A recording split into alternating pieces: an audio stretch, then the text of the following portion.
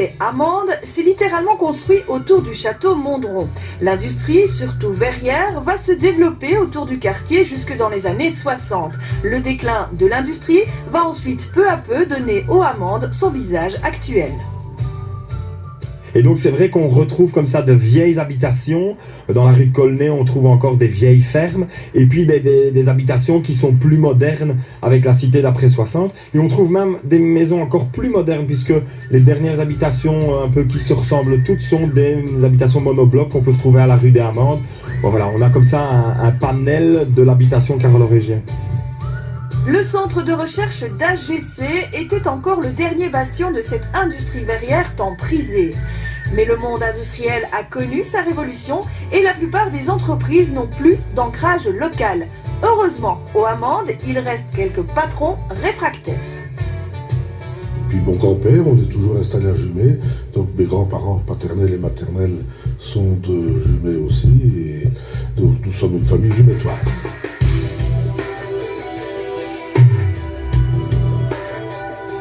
La grande distillerie de Charleroi en chiffre, ce sont 6 millions de bouteilles d'alcool et de vin par an, 30 travailleurs et un chiffre d'affaires de 13 millions d'euros, dont 30% à l'export. Mais l'atout de cette PME est sa flexibilité.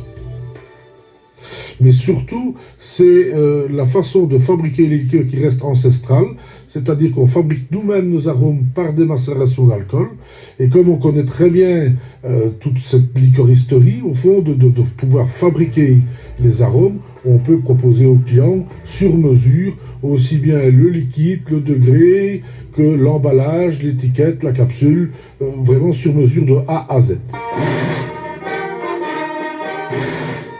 Abandonnés par leurs industries, les habitants n'en ont pas pour autant perdu l'envie de donner un avenir social à leur quartier. Avec l'énergie de quelques-uns est revenue l'ivresse des rassemblements populaires.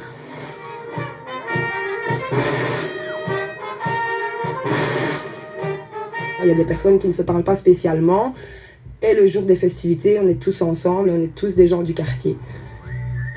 Au départ d'une idée, il y a 10 ans, un terrain de pétanque intergénérationnel, s'est créé le comité Solidarité Jeunesse, un comité SDF qui convoite depuis longtemps l'ancienne école communale.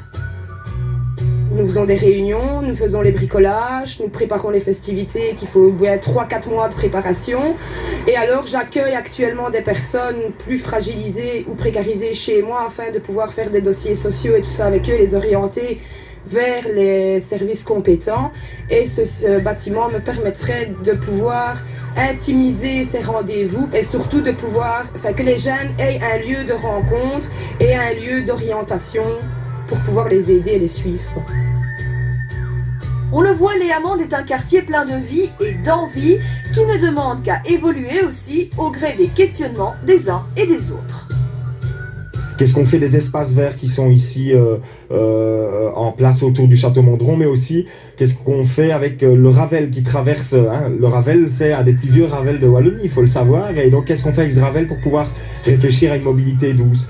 Qu'est-ce qu'on met en place avec la ville de Charleroi, avec les associations ici à Jumet-Amande pour pouvoir encore une fois réfléchir à l'avenir de ce quartier?